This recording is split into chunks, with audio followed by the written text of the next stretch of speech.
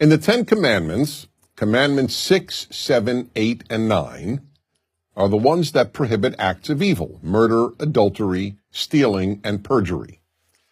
And then there is one commandment that prohibits the thing that leads to murder, adultery, stealing, and perjury. Which one is it? It's the last of the 10. Do not covet anything that belongs to others, not their spouse, their house, their servants, their animals, or any of their property. In order to understand this commandment and its unique significance, the first thing to understand is that this is the only one of the 10 Commandments that legislates thought. All the other commandments legislate behavior. In fact, of the 613 laws in the 5 books of Moses, virtually none prohibit thought. Why then does the 10 Commandments include a law that prohibits a thought? Because it is coveting that so often leads to evil. Or, to put it another way, coveting is what leads to violating the preceding 4 commandments, the ones against murder, adultery, stealing, and perjury. Think about it. Why do people do those things? In most instances, it's because they covet something that belongs to another person. Obviously, that is the reason people steal.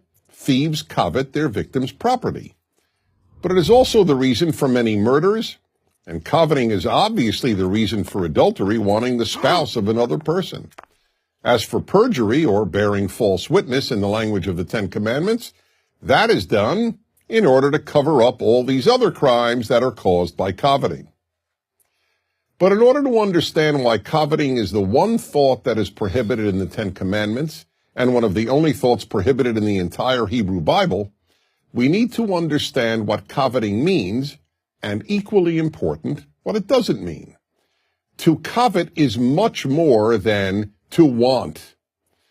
The Hebrew verb, lachmod, means to want to the point of seeking to take away and own something that belongs to another person. Note that there are 2 operative elements here: seeking to own and belongs to another person. Seeking to own does not mean just envying, or in the case of your neighbor's spouse, just lusting after. Neither envy nor lust is prohibited in the 10 Commandments.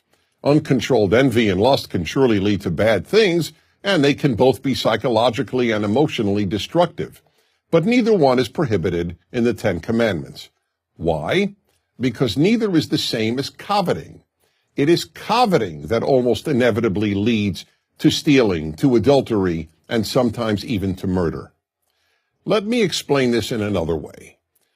The 10th commandment does not prohibit you from saying, "Wow, what a great house or car or spouse my neighbor has. I wish I had such a house or car or spouse." That may end up being destructive, but it may also end up being constructive. How? It may spur you to work harder and improve your life so that you can obtain a house or car or spouse like your neighbors. It is when you want and seek to gain possession of the specific house, car, or spouse that belongs to another that evil ensues, and that is what the 10th commandment prohibits. Therefore, one of these 10 commandments, these 10 basic rules of life, must be that we simply cannot allow ourselves to covet what belongs to our neighbor. Whatever belongs to another person must be regarded as sacrosanct. We cannot seek to own anything that belongs to another, because only evil can come of it. I'm Dennis Prager.